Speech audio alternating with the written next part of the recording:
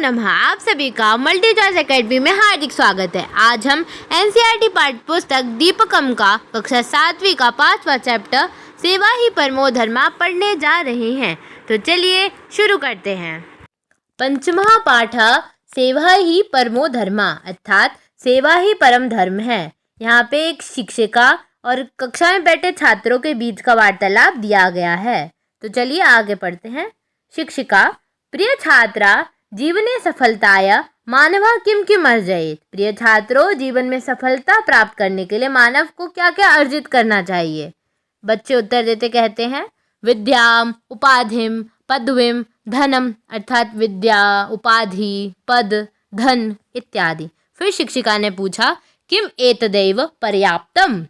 तो शिक्षक ने कहा कि ये सब पर्याप्त है क्या। अन्यत् किम आवश्यकम महोदय। एक बच्चे ने बोला इसके अलावा क्या आवश्यक है महोदय। तो शिक्षिका ने बताया मानवीय गुणः अपि आवश्यकः भो यथा सिद्धार्थस्य जीवने विद्या धनम पदम च सर्वमपि आसीत् किंतु मानवीय गुण है एव सा महात्मा बुद्धा जातः। शिक्षिका ने कहा मानवीय गुण भी आवश्यक हैं, जैसे कि सिद्धार्थ अर्थात गौतम बुद्ध के पास विद्या थी, धन था, पद था, सब था, लेकिन उनमें मानवीय गुण थे जिसके कारण वो महात्मा बुद्ध बने। तब एक बच्ची ने पूछा आर्य केते मानवीय गुणा, कि ये मानवीय गुण क्या है महोदय। तब शिक्षिका ने आगे उत्तर दिया। उससे पहले ये चित्र दिए गए हैं गौतम बुद्ध के, किस प्रकार घायल पक्षी को देख के उनके मन में करुणा का भाव जागृत हो रहा है। फिर उस प्रश्न के उत्तर में शिक्षिका कहती हैं सत्याम करुणा उदारता सेवा परोपकारः अक्रोधः इत्यादयः मानवीय गुणाः सन्ति। अद्य एतैः गुणैः सम्बद्धम् एकां कथां पठामः। सत्य, करुणा, उदारता, सेवा, परोपकार, क्रोध न करने की प्रवृत्ति, ये सारे मानवीय गुण हैं। इसी के संबंध में आज हम एक कथा पढ़ेंगे। फिर बच्चे उत्साह से कहते हैं अब मन्ये वयमपि पठितुम् इच्छामः। हाँ शिक्षिका, हमारी भी इस कथा को पढ़ने की बहुत इच्छा है।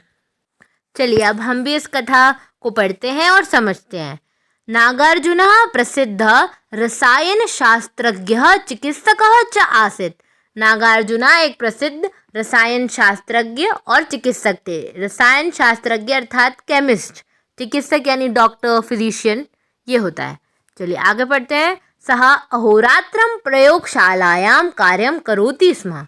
वह रात्रि जग कर भी अपनी प्रयोगशाला अर्थात लेबोरेटरी में काम किया करता था, यानी दवा बनाता होगा, रसायन बनाते होगा।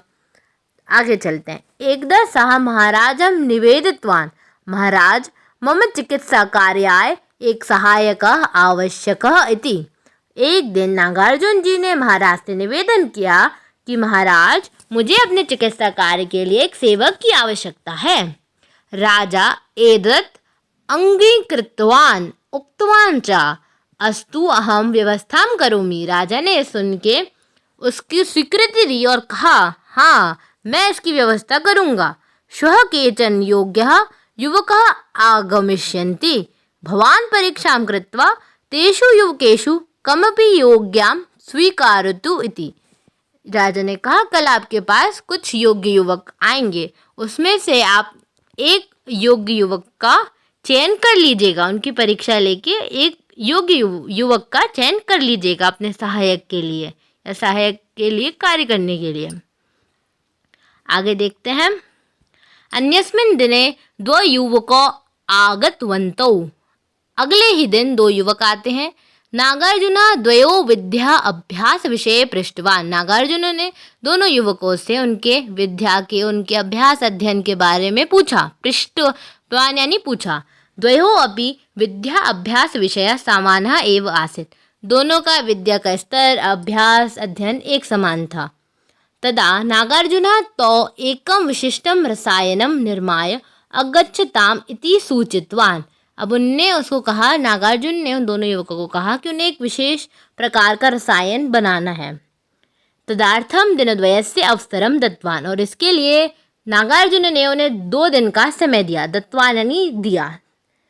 गमन समय राजमार्गेण गच्छता इत्यपि सूचितवान। और एक और आदेश दिया कि जाते समय वो राजमार्ग से वापस लौटे, यानी घर वापस लौटते समय राजमार्ग से जाए। दिनद्वयानन्तरं नागार्जुनस्य समीपे प्रथमः युवकः आगतवान्। 2 दिन बीतने के पश्चात पहला युवक नागार्जुन के पास आया और कहा, औषधि निर्माणे किमपि कष्ट फिर उसने कहा, औषधि निर्माणे किमपि कष्टम न भवत् खलु इति नागार्जुनः पृष्टवान्। नागार्जुन जी ने पूछा, औषधि निर्माण में या वो रसायन, विशिष्ट प्रकार के रसायन के निर्माण में उसे कुछ कष्ट तो नहीं हुआ? तो इस प्रश्न को सुन के प्रथम युवक बोला, युवकः स्वनिष्ठां दर्शयितुं स्वगृहस्य समस्यां वर्णितवान्। पितुः उदरवेदना महतु ज्वरः च आसीत्, तदपि अहं तत्सर्वं परित्यज्य औषधं निर्मितवान् इति उक्त्वा नागार्जुन्य रसायनं दत्तवान्।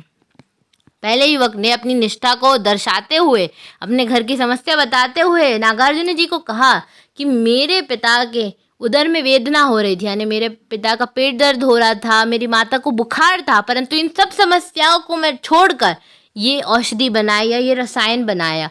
और ये कहते हुए उसने उस रसायन को नागार्जुन को सौंप दिया। आगे, तदभ्यनन्तरे द्वितीयः युवकः अपि आगतवान्। इसी बीच दूसरा युवक भी आ गया। सः खिन्नः आसीत्, वह थोड़ा दुखी था। तमपि नागार्जुनः पृष्टवान्, उसने नागार्जुन जी ने वही प्रश्न उससे भी पूछा कि तुम्हें कुछ समस्या तो नहीं आई औषधि बनाने में? तदा युवकः उक्तवान्, अहम औषधं निर्मातुं न शक्तवान्, कि मैं वो औषधि न बना सका। शक्तवान यानी नहीं कर सका। किमर्थं न शक्तवान्? तब नागार्जुन जी ने पूछा, इति नागार्जुनः पृच्छति, कि क्यों नहीं बना पाए? युवकः उक्तवान्, राजमार्गे अहं कञ्चित् रोगिगणां दृष्टवान्, मैंने राजमार्ग में एक रोगी व्यक्ति को देखा, एक बीमार व्यक्ति देखा। तस्य परिस्थिति शोचनीय आसीत्, अहं तं स्वगृहं नीतवान्, दिनद्वयं तस्य एव सेवायां निरतः आसाम्। उसने बताया उसकी जो परिस्थिति थी वो बहुत दुखद थी, शोचनीय थी, इसलिए मैं उसे अपने घर ले गया, दोनों दिन उसकी सेवा में ही लगा रहा। अद्य प्रातः सः स्वस्थ अभवत्, आज सुबह वो स्वस्थ हो गया। अहम तथा साक्षात् अत्र आगतवान्, रसायन निर्माणार्थं समयम एव न प्राप्तवान् इति। तो उसने कहा कि मेरे पास रसायन निर्माण के लिए समय नहीं बचा। तदनन्तरं नागार्जुनः द्वितीयं युवकं सहायकत्वेन स्वीकृतवान्। इसके बाद नागार्जुन ने द्वितीय युवक को अपने सहायक के रूप में चुन लिया, यानी स्वीकार किया। राजा एतत् वृत्तान्तं श्रुत्वा आश्चर्यं प्रकटितवान्। ये वृत्तांत सुन के राजा ने आश्चर्य प्रकट किया। सा नागार्जुनं पृष्टवान्, प्रथमा युवकः औषधं कृत्वा अनीतवान्, द्वितीय तथा न कृतवान्, तदापि भवान् किमर्थं तृतीयं चितवान्? राजा ने पूछा नागार्जुन जी से कि जब पहले युवक ने औषधि बना ली, दूसरा तो बना ही नहीं पाया, फिर आपने दूसरे को क्यों चुना? तो नागार्जुन बोले, नागार्जुनः अवदत्, द्वितीय अपि औषध निर्माणे कुशलः अस्ति, दूसरा व्यक्ति भी औषधि निर्माण में कुशल है, किंतु तेन समय न प्राप्ता, लेकिन उसे समय नहीं मिला। यथा सा सेवायां निरतः आसीत्, क्योंकि वह सेवा में व्यस्त था। वो बुखार में जो था व्यक्ति, जो बीमार व्यक्ति था, उसकी सेवा में व्यस्त था।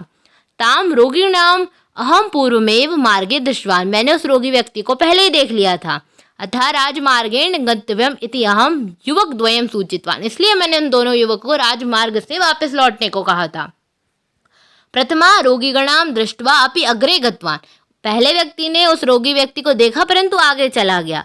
सः यंत्रवत कार्यं करोति, वह एक मशीन की भांति या यंत्र की भांति काम किया उसने कुछ, उसे भाव ही नहीं आया, उस सेवा भाव नहीं आया, कोई करुणा नहीं जागी। तस्मिन् सेवायाः भावना नास्ति, सेवा भावना बिना चिकित्सक कथम भवेत्?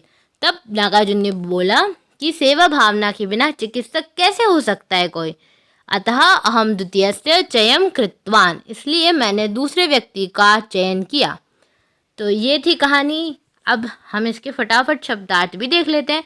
उपाधिम, पदविम, इन सब का अर्थ जैसे आपको पता ही है, मानवीय यानी मानवों में होने वाला, मैंने केमिस्ट बता ही दिया था आपको। चिकित्सक यानी वैद्य, डॉक्टर, फिजिशियन। प्रयोगशाला यानी लेबोरेटरी, लैब, जैसे आपके स्कूलों में भी केमिस्ट्री लैब रहती है। अंगीकृतवान यानी स्वीकार किया, व्यवस्था को देखना। अन्यस्मिन् दिने, अगले दिन। राजमार्ग यानी हाईवे, मुख्य मार्ग जो होता है। खिन्न यानी दुखी था, उदास था। शक्तवान यानी नहीं कर सका या कर सका। न शक्तवान यानी नहीं कर सका और शक्तवान यानी कर सका। रोगीगणाम यानी रोगी को दयनीय, शोचनीय अवस्था है यानी दुखीदायी है। निरता यानी मग्न था। वृत्तांत यानी कोई घटना है, प्रसंग है। चितवान यानी चुना, यंत्रवत यानी लाइक अ मशीन, यंत्र की भांति, और काषायाम यानी काढ़ा। इसी के साथ हमें यह शिक्षा मिलती है कि हमारा सबसे परम धर्म है सेवा। इसी के साथ यह पाठ समाप्त होता है। धन्यवाद।